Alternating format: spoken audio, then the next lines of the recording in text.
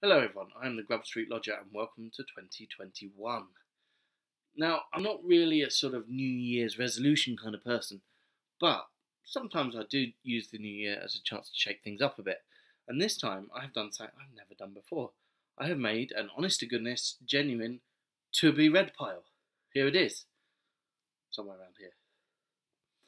It's big. It started by accident really. I just started piling up some books. I thought, oh, I fancy reading that in the New Year. And then it just grew and grew and grew. And I think it might help me with one of my biggest problems. Not choosing what to read next, I find that fairly easy, but buying books. I've got this massive pile, which is actually, literally, it's a real pile, it's just sitting right there. I could look at that and think, well, I've got all that to read, I probably don't need to buy another book. And, yeah, the New Year's not been great. I work at school. I've been going physically into school every day, through the snow, through the rain, and it always happens to rain when I walk to and from, but never when I'm there. Well, once, but always to and from. And when I'm there, I'm doing break duty, and I'm sitting at a computer looking at screens with children on it. So I'm going all the way into school, waking up early, getting dressed, all that rubbish. And then I'm just on a computer looking at a screen. But what that has meant is that there's more gaps in between those things, so I've actually got a little bit more read than usual, and I've had a pretty good, January's been a bit meh, but I've had a pretty good reading month, and so we're going to start with that. The first book of this month, here it is, it's called Doctor of Love, James Graham and the Celestial Bed by Lydia Syson. I even met her on video chat because it was for the Samuel Johnson, Dr. Johnson reading circle, and she was there, but I can't remember, I think it's Syson. And it's a biography of a man called James Graham, who created something called the Celestial Bed. The Celestial Bed sounds absolutely insane and wonderful in a very 18th century way. It was a bed that was linked to static electricity, so when you're in it, you felt sort of tingles in your hair and tingles in your skin. It pumped oxygen or laughing gas at you. It had aromatherapy built into it. It rocked and it rolled. There was a string quartet playing in the background, and the idea was to make the ultimate love-making space. And weirdly, he wasn't a pervy man, James Graham. He's known as one of the first sex therapists, but he generally thought that this sort of pleasure and this variety would ease conception and make stronger babies. He wanted to make a stronger nation of healthier people. And he developed all these ranges of electrical therapy and things. Trouble is, that cost a lot of money to make, and then all the bailiffs came in. So he spent the last parts of his life celebrating mud bathing and doing lectures naked, buried up to his head in mud. It's an extraordinary story, and it's very, very well told in The Doctor of Love. It's a really good book. The description's really vivid, so when you get his sort of high point, the Temple of Health and the Temple of Hymen, you get these descriptions of these beautiful palaces full of gold and chintz and glass, lots of handmade specialised glass, and it's this incredible, I described it as a steampunk wonderland. It's just this wonderful image, and then alas, it cost too much, and he ended up celebrating bathing in mud. He was a really interesting person.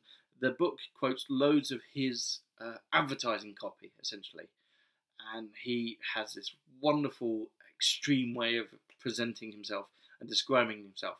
Some of his ideas were quite sensible. There's a lot of stuff about exercise, about fresh air, and about washing. One of his big things was you should wash after you've had sex in cold water. It said so that a man's testicles are like steel balls in a leather sack. That doesn't sound very comfortable, to be honest. But yeah, it was a really good biography, and it was very, very enjoyable. Then the second book, Penelope Lively's Moon Tiger, which won the Booker in a year. Doesn't say when on the back. I met Penelope Lively at least about 2-3 times. She was one of the guest lecturers at my MA. And she was a really good lecturer. She was a really interesting lecturer. But I bought the book then, and I never got into it. I think it shows how I've changed as a reader. I'm much more interested in books where less happens, in books that are more personal or that have more emotional happening than action. And I think some of the things I've picked in my big pile and in this month show that. And now this is a really good book. I can't believe I didn't really get into it because the first page is instantly gripping. It's this old lady, she's dying, and as she's dying, she decides to write a history of the world. And she being rather self-centered, that means her life story. And the nurses are very sort of condescending to her. They're like, oh, nice dear, you're going to do that, are you? And of course, she never does write it, but in her head she does. And she's going back through her life and through the world history, and the way they match up is really interesting. And the way she tells her life is not in order, and it would be hard to follow, except it's very thematically arranged. And the gist is her life is, her and her brother were sort of kindred spirits. They're the actual soulmates in many ways of the book. And there's a bit of weird incesty overtones at one point. I don't even know incest. But then, after this, she finds her actual love of her life when she is reporting on World War II in the desert, and he dies. And then from then on, she's just sort of getting by without this love. And, you know, she has someone she meets up. She has a daughter, and she doesn't understand the daughter. And what's brilliant about the book is it gives her perspective, but then it gives all these other perspectives. So you get to see the same thing from different angles. I could never work out whether she was generating those angles, whether she was, you know, in her dying state thinking, oh, actually, it might have been like that for them, or if that's what it was actually like for them. For example, her daughter, who she always regards as boring, actually has a really vivid emotional and mental life, but she just never spots it and things like that. It's quite a sad story. It's about a life of somebody who's exceptional, who believes they're exceptional, who acts exceptionally, getting to the end of their life and kind of realising that, well, what was there but love? And that she had some of that. It's very sweet. It's a very good book. The next book was Penelope Fitzgerald, Innocence. Put it here. Now, I've read every other Penelope Fitzgerald novel until this one, so this was the last one, and I was a bit apprehensive because I didn't really want to finish all my Penelope Fitzgerald novels, because she's really good. She writes very, very crisp and very, very tight, and then she cuts off right before the end, and I always wondered why she did that, but I think I've worked it out with this book, because she cuts off and then that leaves you wondering, well, what next, and thus the book lingers. I think that's why she does that. So Innocence starts with this really weird story about these family of midgets. She describes them as midgets, and they have a daughter who's also a midget, and they decide to shield her from the fact that she's not like everybody else by keeping her in the grounds and having only midget people around her. And she gets this companion who, with puberty, grows to a great height, and she's weird. The daughter's really worried. This weird freaky person who's massively tall. Well, what can we do to help? Well, let's pluck out her eyes and chop her legs off. And it starts with this story and then goes to that family hundreds of years later, where they're sort of declining aristocrats in 1950s Italy. And it's about how the daughter meets up with a man who is working class and rising. He's now a doctor, and a very promising one, who sees Gramsci on his deathbed, which I found quite interesting. And the story is about how they got together, and how all of the other characters, especially the family, got in the way and helped and didn't help by helping. One of the things is that everybody in it really isn't innocent, because we're all here as babies. No one really knows what's going on. But these two people still get together.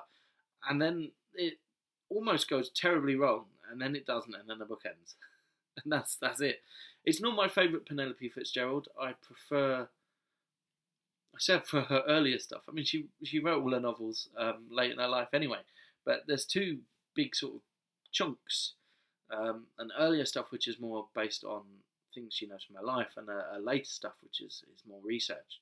And the research stuff's really good. She's very good at her research. She manages to feel sort of like Italy. Another one she managed to feel Russian, and another one is Germany in the 18th century. But I prefer her life ones, like The Bookshop or Offshore. But it was still a very good book, and I really enjoyed it. And I'm like, hey, January, 3 for 3. Let's see what the next book brings. Well, the next book was called The Water Cure, and it is by Sophie Mackintosh. And it is disturbing. Very good, but disturbing. It's about this family who live on an island in what could be a post-apocalypse. And there are 3 girls and a mum and a dad. And the girls are told that the rest of the world is poisonous, and that the poison incidentally comes from men, and that the dad is the only one who's overcome this poison. And they do all these rituals and things, therapies they call them, to overcome the poison. And most of the therapies are endurance tests and essentially torture. They do things like put their hand in ice cold water till it burns and their fingers get blackened, or get in these sacks and go in the sauna until they faint, or are temporarily drowned and revived, and things like that. And this is how they get rid of the poison. The dad disappears, and they're all very worried about it. And then 3 men turn up, and they're like, "Oh well, it's actually 2 men and a little boy." And oh, what is this? Oh well, we still got Mum to protect us. And then Mum disappears. So it's about how the 3 girls, what they do next and how they cope. Now they have 3. I keep saying girls because they are girls in the book, but they're not girls. The oldest one's 30 and the youngest one's 18, but they've been infantilized. And it reminded me of some of those unpleasant books I was reading in November, that it seems to be quite a common path to want to protect someone, to infantilize them, and then to abuse them. This seems to be a common thing, and it happens in this book. So the oldest girl, who's 30, she's pregnant with the dad's baby, though she's told that he's not really her dad, but whether that's even true or not, who knows. The second one is purposely left out and is unloved and is so desperate for love that she'll do anything for it. And the third one is the baby. She's 18, but she's the baby. I mean, she's not exactly like a baby. She's not treated exactly like a baby, but she's heavily infantilized and coddled and looked after. And it's about how these 3 women, what they do next. And it was it was very odd because, for example, the poison of the outside world, you don't even know if it's actually true. I think it probably is true. I think there was enough to support the idea that there was poison in the world and they were protecting themselves from it. But how much the parents were genuinely trying to protect them and how much they were just trying to control them, it's all very, very misty, which makes it interesting. It's obviously a metaphor for masculinity and toxic masculinity. The word toxic's in there a lot. But it doesn't, it's not kind of smug, and it doesn't make that an easy thing. And it doesn't give easy answers. And it does give a really intriguing and interesting story, and I really liked it. So, 4 for 4. See how we do for 5. 5 was Someone at a Distance by Dorothy Whipple. It's a Persephone book. And I haven't read a Persephone book I really didn't like, and I've read some that I adored.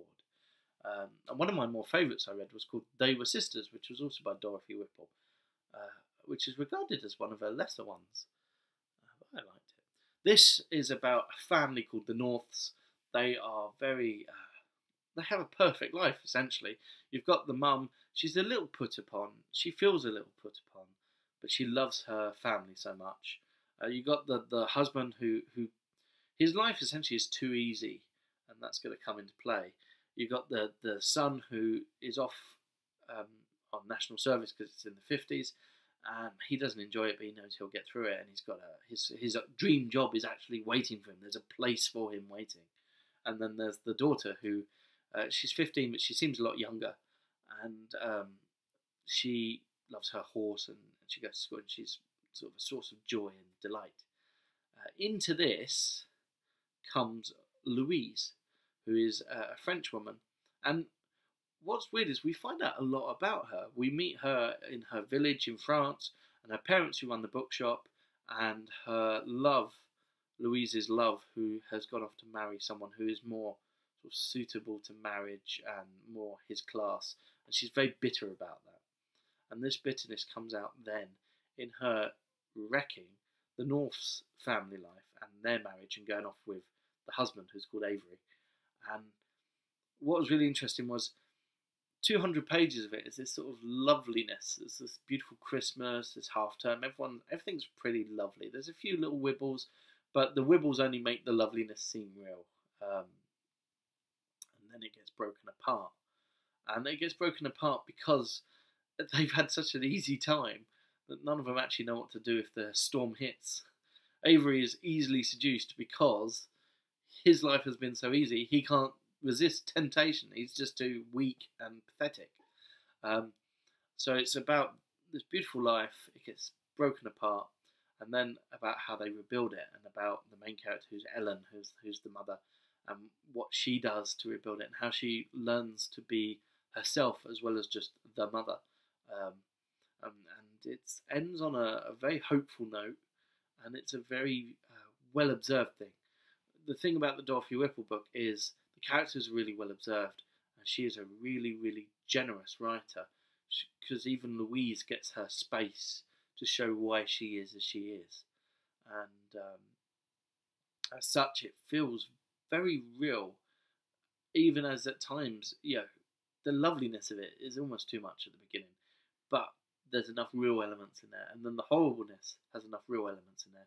And of course, reality is not lovely or horrible, it's a mix of the two, and it's how we take it, and it's what we do with it, and that's kind of the point of the book, and it's very, very good. So the last book was about a horrible French person who comes and destroys a family.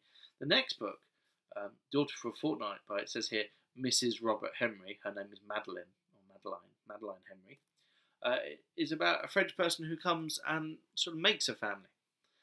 It's the 11th in a series of biographical books, which I haven't read any of the others. I picked this one up pretty much at random, to be honest, because it looked kind of sweet and nice, and I wanted a nice feeling. I bought it thinking, oh, this would be good when I want something sweet. Because, there aren't that many sweet things around, it's good to have some.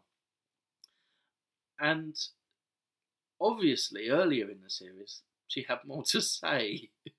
By this point, she's just describing a fortnight and the things she does in this fortnight, and then a little bit about after the fortnight. And she obviously doesn't have much to say. She is a writer, and she's worked for various publications. Some of them have relationships with the magazine Elle in France, and this is again in the 50s. A lot of these things have been in the 50s. And as part of an Elle competition, a French girl who's 18, good woman, goes off, stays with her for a fortnight, and they go around and they enjoy London. They go to the opera, they see some museums, they have a wander about, they go to a salsa club, and then they go for a few days in Scotland, and then they say goodbye. And then she goes over to France to shadow the Elle founder and editor, and meets up with her, the girl who she stayed with. I found it a bit weird that she's getting someone to stay with her for a fortnight, and she's already calling her adopted daughter. And there was some very odd stuff. I feel a bit sorry for her son, really, because her son must have read her books. And there's a bit where she talks about how wonderful it is to have a girl, because sons aren't really that great. And then she describes her son coming and how it's so much more awkward with him because they can't talk as freely and comfortably as she can with this girl. And it's mostly about clothes. There's so much about clothes in this book. At one point, someone's asked to describe a crowd, and just describe what the crowd are wearing. I found out what everyone was wearing in this book. Clothes and shoes. She shadows the founder of Elle for 2 days, sees how hard she works, where she goes, what she does. Her only question for her is, so, you like shoes? It's very odd. Some of the social views are not very modern. Work is coming in. the girl is actually really excited about the welfare state. Really, really excited about how it secures her life, and now she can go and actually do things with it, which was exciting. But the narrator, Madeleine, she's saying, well, yeah, you might want to go get a job and all that, but it's much nicer to get married and look after your home and sew beautiful clothes and cook. But there you go. There's one page of horrible racism, which could have been worse, but it could have been better. The book itself was pleasant fluff. It was ephemeral. And think about ephemera. If you read it when it comes out, it's topical. If you read it a year or two after, it's whatever. But if you read it 60 odd years later, it's kind of interesting. People go and see a Marilyn Monroe film and going, oh, this is a hot new star. She might be good one day, and stuff like that. It was enjoyable, but it wasn't impactful. Now I was hoping for impactful with the next book, Zofloya or the Moor by Charlotte Dacre, which is a Gothic novel from 1807, I believe, and I bought it because I took a what 18th century character are you? Seems like because it's not an 18th century book, but what 18th century character are you? And I got the main character in this of Victoria, so I wanted to see who Victoria was at some point. So when I read it, I thought I would. Victoria is a spoilt brat whose home is then split apart by her mum running off with a fancy man, and she goes off with the mum and the fancy man and lives in a house of sin. And then because she gets in the way of the fancy man, he arranges for her to be locked up in her aunt's house, and she runs away, gets together with this guy, and that's the first half. And then the second half, she's with the guy, but she much prefers her brother, who is in love with the 13-year-old girl, who is the symbol of beauty. And in order to get what she wants, she employs the help of Zofloya the Moor, who is not all he seems. I say he's not all he seems. In fact, the blurb of this particular edition tells you exactly who he is and spoils the book for you. Well, there were stabbings. There were frenzied stabbings.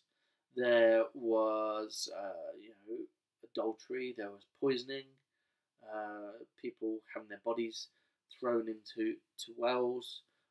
There were banditti who turned out not to be who you thought they were. And there was eternal damnation. And yet, it has to be one of the most anodyne Gothic novels I've ever read. It was so flat, largely because of the writing. The writing had that stiltedness you often get in Gothic, but none of the passion, none of the oomph, none of the over-the-topness. It never made me gasp, which a Gothic novel should make you gasp. And, okay, when it came out, they would have gasped at the terrible things. Now you mainly gasp with, no, they didn't do that, did they? They didn't do that. It was so flat line. As such, it wasn't a bad book to read. I didn't not enjoy it. It was perfectly reasonable. It passed the time fair enough, and I didn't have a bad time with it. It just didn't pop. Yeah. Now, the next book, well, this is represented by Ovid's Metamorphosis, but it's not. It's actually Romans on the Rampage by Jeremy Strong. It's a bit of an outlier this month. I read it to the children that I'm working with. However, I didn't actually read it to the children. That's a pile of books falling. I didn't actually read it to the children because they're not there. I read it in an empty room to a recording device, well, a laptop. And I didn't even see their faces. So I have no idea how this book went down. So my main association with this book is a feeling of blank melancholy because I'm performing this text and there's no reaction. And it's a text made to perform. It has a very, very active narrator who is a raven called Croakbag, who has all these little ticks and things. They go "Quack" a lot, and they go "Tock, tock, tock, tock," and they go "Give us a biscuit" at the end of most chapters. And it's set in Roman times, and the crow gives you little Latin phrases and things like that. And then the characters all have funny Roman names like Perillus, the Hysteria. There's one called Flippus Floppus that reminded me of Biggest Dickus. There's one called Mad as Bananas. Yeah, and there's all these daft characters, and it's essentially kind of a comic slapstick soap opera about these characters wanting different things. And there's obviously continuations of it because it doesn't actually finish. I found it quite weak. I found the characters weak. I found the plot weak. Slapstick's pretty hard to write anyway. But I would feel that's unfair if I said that that's a very accurate depiction of the book, because the book is obviously made to be read to kids, and if the kids are laughing, then you're enjoying it, and you can get in there. But if you're doing it to a blank wall, you've just got the text, and it doesn't suit me as an adult. But hey, the last book I read this month was By Grand Central Station I Sat Down and Wept, by Elizabeth Smart. And the Gothic book was, as I say, rather blank, anodyne. This had all the Gothic superfluity I wanted in the Gothic novel. It's about an affair. I'm glad there was an introduction, because I wouldn't have been completely sure of what it was all going on about without the introduction to ground me in it, because it's so very subjective all the time that it doesn't really let up to make you know what's going on. And it's all very, very poetic. There are metaphors pile on metaphors, and it sounds overblown and over the top, and it's been described by people that didn't like it as like a teen's journal. It's weird because we read about Louise who broke up the family. Well, this is someone who has used her wealth to essentially buy a writer's in residence position in order to get a writer she likes. She read one of his poems and fell in love with him, she says, into California, where she is. He brings his wife. The very beginning is her seeing his wife and thinking, oh, she's beautiful, this wife. It's a real shame I'm going to have to break up this relationship because I love him more than anyone ever will. And she succeeds in breaking it up, and she feels a bit guilty, often represented by eucalyptus leaves. And she and he go around together, but laws at the time meant that they couldn't stay. Yeah, they got arrested for staying in the same hotel, and she went back to Canada, where she was from, and she was pregnant with his baby, and people looked down on her. And also World War II was going on at the time, and they were saying, well, why isn't he fighting? And why are you pursuing all of this when there's so many worse things going on? And it's all done through this very, very, very, very overblown, over-the-top, melodramatic, self-centered point of view, which was winning for me. I really loved this book, and it was winning for me, I think, because in this little chat I've put Romans on the Rampage between them, but Romans on the Rampage I read over a period of 2 or 3 weeks, just a couple of chapters at a time. So in terms of my reading, I read Zofloya than this. And this gave me all of that excess I wanted from the Gothic novel. And as a short book of excess, it's really good. I don't want many other novels like it, but I'm glad this one exists. And that was my January, and it was very good. And I'm starting off February with The Female Coyote by Charlotte Lennox for the Samuel Johnson book group. I've got a big pile to look at there, and if I'll keep my eye, because I want to finish this at exactly 30 minutes, which really is too long for one of these videos. But hey, we got through 9 books. So have a lovely time, everyone. Gonna go now.